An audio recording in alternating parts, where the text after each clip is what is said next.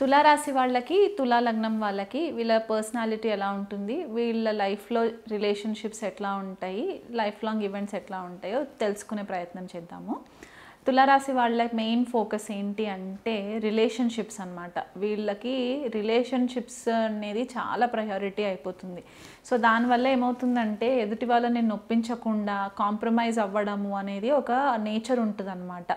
మంచి మంచి డిప్లొమాట్స్, మనము ఇంటర్నేషనల్ లెవెల్లో బ్యూరోక్రాట్స్, డిప్లొమాట్స్ ఉంటూ ఉంటారు కదా.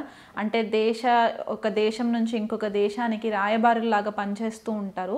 వాళ్ళు ఎక్కువ మట్టుకు మనకు తులారాశి, తులాలగ్నం వాళ్ళు కనిపిస్తూ ఉంటారు.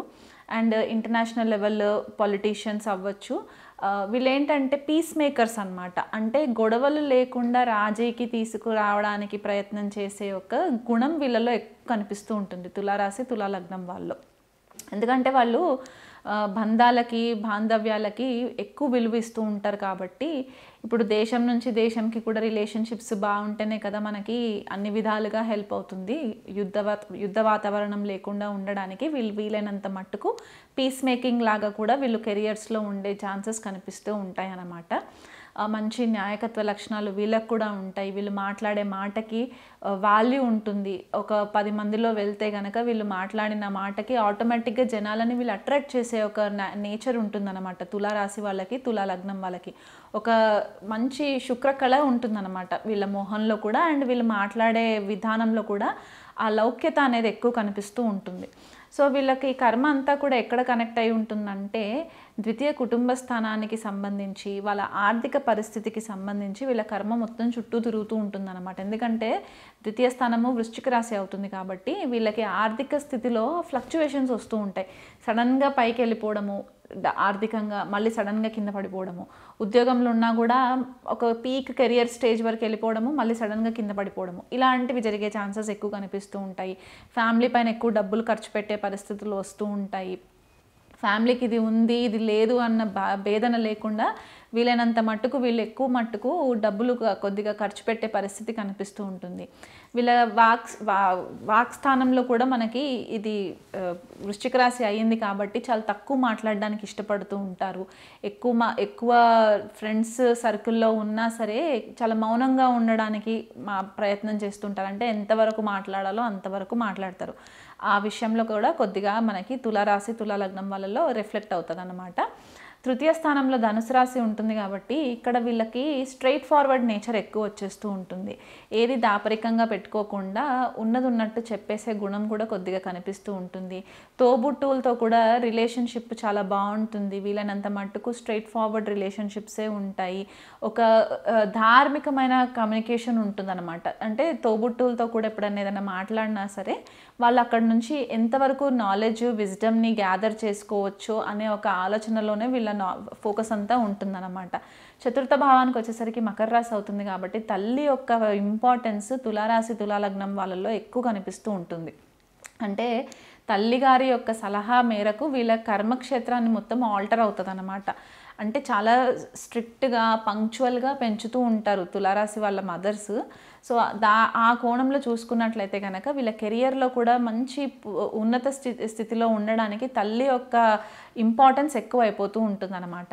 పంచమ భావం కూడా మనకి శని రూల్ చేస్తారు పిల్లల విషయంలో. సో వీళ్ళకి మొదట పుట్టిన సంతానము వీళ్ళకి చాలా మంచి పేరు ప్రతిష్టలు తీసుకొచ్చే పరిస్థితులుగా కూడా మనము చెప్పుకోవచ్చు అనమాట. అంటే సొసైటీ గురించి ఎక్కువ ఆలోచించడము, సొసైటీని ఎట్లా సర్వ్ చేయాలి, మానవాళికి నేను ఏదైనా తోడ్పడగలనా అనే ఒక కృషి చేసే మైండ్ సెట్ ఉంటుందన్నమాట. అంటే వాళ్ళు ఏ కర్మక్షేత్రంలో ఉన్నా సరే తులారాశి వాళ్ళ పిల్లలు కొద్దిపాటిగా సొసైటీ గురించి ఎక్కువ ఆలోచన చేయడము, చారిటీ చేయడము, డొనేషన్స్ చేయడము, ఇలాంటివి ఫిలాంథ్రపీ వర్క్స్ ఎక్కువ చేస్తూ ఉంటారన్నమాట.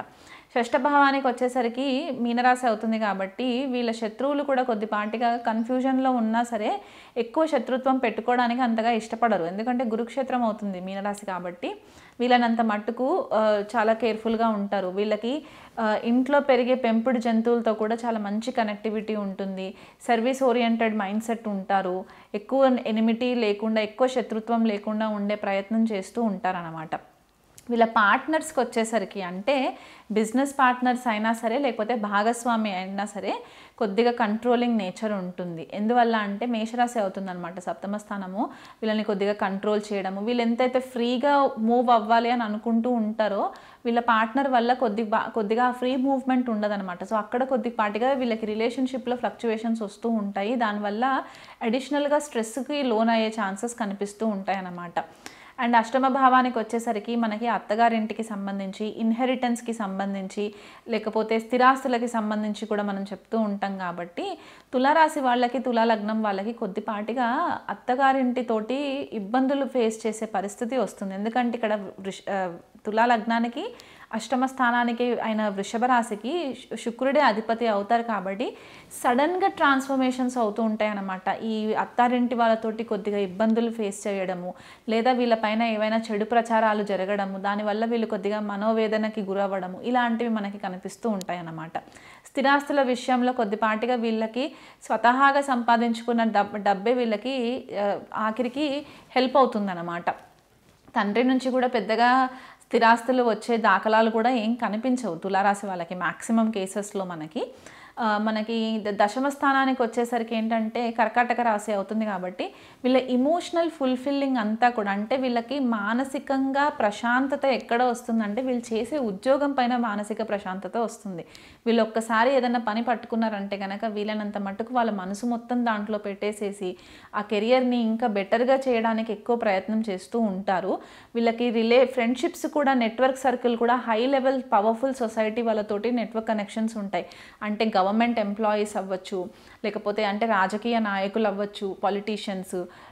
ఒకవేళ ఉద్యోగంలో కనుక వర్క్ చేస్తే కనుక CEO, CFO, CTO ఇట్లాంటి స్టేజ్లో ఉన్న ఆ పై అధికారులు, అంటే కమాండింగ్ ఉన్న వాళ్ళతోటి ఎక్కువ మట్టుకు వీళ్ళకి ఫ్రెండ్షిప్స్ ఉండే ఛాన్సెస్ ఉంటాయి అన్నమాట తులారాశి వాళ్ళకి, తులా లగ్నం వాళ్ళకి. సో వీళ్ళు చూస్ చేసుకునే కెరియర్స్ అట్లాగే ఉంటారు. వీళ్ళ నెట్వర్క్ సర్కిల్ కూడా చాలా రాయల్గా ఉంటుందన్నమాట. అండ్ వ్యయస్థానానికి వచ్చేసరికి కన్యారాశి అవుతుంది. కాబట్టి వీళ్ళకి కొద్దిపాటిగా ఐసోలేషన్ ఎక్కువ ప్రిఫర్ చేస్తూ ఉంటారు. దూరదేశంకి ఎక్కువ వెళ్ళడానికి ప్రయత్నం చేస్తారు. తులారాశి వాళ్ళు, తులా లగ్నం వాళ్ళు ఎవరైనా సరే దూరదేశం వెళ్తే గనక అక్కడ వీళ్ళు కొద్దిపాటిగా ఇబ్బందులు ఫేస్ చేసే పరిస్థితి వస్తుంది. అంటే ఫ్లక్చువేషన్స్ వస్తాయన్నమాట. వెళ్ళేంత వరకు ఒకలాగా ఉంటుంది, వెళ్ళిన తర్వాత ఎప్పుడు రిటర్న్ వచ్చేయాలనే ఒక మైండ్ సెట్ ఉంటూ ఉంటుంది.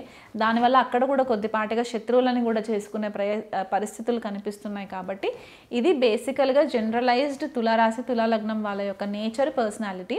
శుక్రుడు మెయిన్గా కారకుడు అవుతారు. కాబట్టి మీకు మీ రిలేషన్షిప్స్లో ఇబ్బందులు రాకుండా ఉండడానికి, ప్రేమ భావాలతో ఉండడానికి ప్రతినిత్యం లక్ష్మీదేవి ఆరాధన కనుక మీరు చేసుకున్నట్లయితే, శుక్రవారం రోజు మీ హెల్త్ సపోర్ట్ చేస్తే కనుక లక్ష్మీదేవికి ఉపవాసం ఉండి మీరు లలితా సహస్రనామ పారాయణం చేసుకున్నా, లేకపోతే లక్ష్మీ అష్టోత్తరం చదువుకున్నా కూడా ఇది మీకు లైఫ్ లాంగ్ ఆర్థికంగా కూడా ఇబ్బందులు పాలు అవ్వకుండా, అత్తవారింటితోటి సంబంధాలు బాగుండి, ఆడవాళ్ళతో సంబంధాలు బాగుండడానికి చాలా మంచి రెమెడీగా కూడా హెల్ప్ అవుతుంది. అండ్ మీకు కూడా కొద్దిగా మనశ్శాంతి ఉండడానికి కూడా హెల్ప్ అవుతుంది. ఈ ప్రయత్నాలు మాత్రం చేసుకోండి. నమస్తే.